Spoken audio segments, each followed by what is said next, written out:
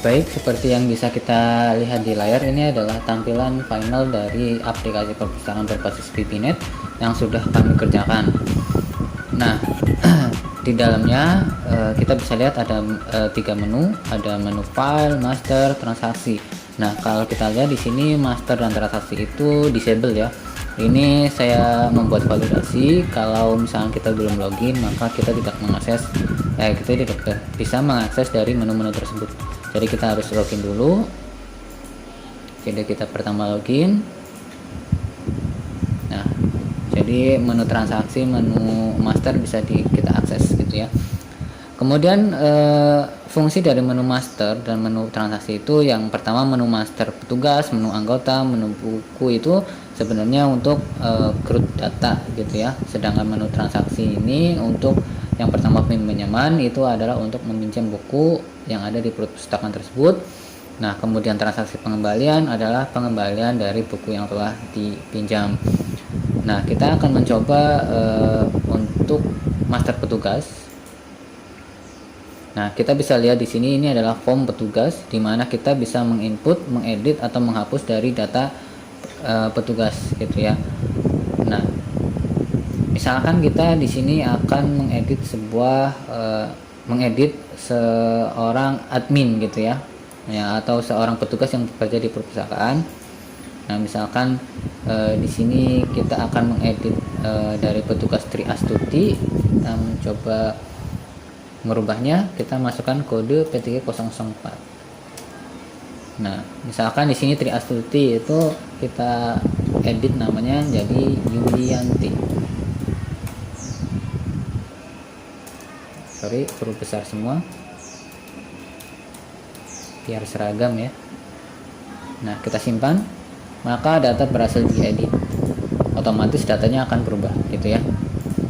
Kemudian master anggota ini adalah untuk menambah atau mengedit member yang ada di perpustakaan atau yang bergabung di perpustakaan. Jadi member inilah yang nantinya akan bisa meminjam buku yang ada di perpustakaan tersebut gitu ya. Nah, di sini contohnya ada 2 anggota gitu ya. Yang pertama Agenda 001 itu nama saya sendiri, kemudian Agenda 002 itu Mas Heron. Sistem kerjanya sama seperti form petugas tadi, yaitu untuk input, edit, dan delete gitu ya. Kemudian yang terakhir di menu master adalah menu master buku. Nah, di sini juga sama, ini untuk root data buku tersebut atau yang ada di perpustakaan tersebut gitu ya. Nah, di sini kita bisa lihat ada data 2 buku gitu ya. Yang pertama pemrograman visual, yang kemudian yang kedua adalah IPA gitu ya. Ini sistemnya sama kerjanya, yaitu untuk menginput atau mengedit atau menghapus database buku yang ada di perpustakaan gitu ya. Jadi saya skip saja. Kemudian beralih ke menu transaksi. Menu transaksi itu ada 2, yang pertama peminjaman, yang kedua adalah pengembalian. Nah, menu peminjaman ini berfungsi untuk meminjam buku yang ada di perpustakaan. Nah, misalkan ada member yang meminjam buku di perpustakaan, misalkan di sini Agenda 01, maka di sini akan tampil datanya di sini. Bahwa berarti yang namanya Dedi Suratman berarti pernah meminjam buku yaitu judulnya pemrograman visual gitu ya. Nah, ini ada semua jumlahnya.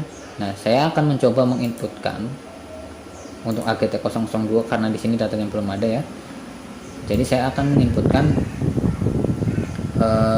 ini AGT 002 itu mau minjam buku di perpustakaan gitu ya misalkan. Jadi saya akan menginputkan kode bukunya. Nah, di sini ada pemrograman visual. Nah, ini kita bisa memasukkan jumlah buku yang mau dipinjam berapa misalkan. Nah, di sini saya akan meminjam 1 saja, terus saya input. Nah, maka di sini akan masuk ke transaksi gitu ya. Coba kita simpan. Nah, maka berhasil disimpan, transaksi berhasil disimpan gitu ya. Kalau kita ke master buku, nah otomatis bukunya akan berkurang gitu ya. Gitu. Oke, coba kita ke menu pengembalian. Nah, menu pengembalian ini berfungsi untuk pengembalian buku yang telah dipinjam gitu ya. Jadi saya akan mencoba untuk mengembalikan buku yang sudah saya pinjam tadi gitu ya. Nah tadi kan AGT 002. Nah kita bisa lihat datanya Mas Heron. Nah buku yang dipinjam itu apa gitu ya. Nah misalnya saya akan memasukkan kode buku di sini BK 001. Saya enter. Nah di sini akan ada lama pinjam. Lama pinjamnya 0. Kenapa 0? Itu karena belum melewati 1 hari gitu ya. Itu.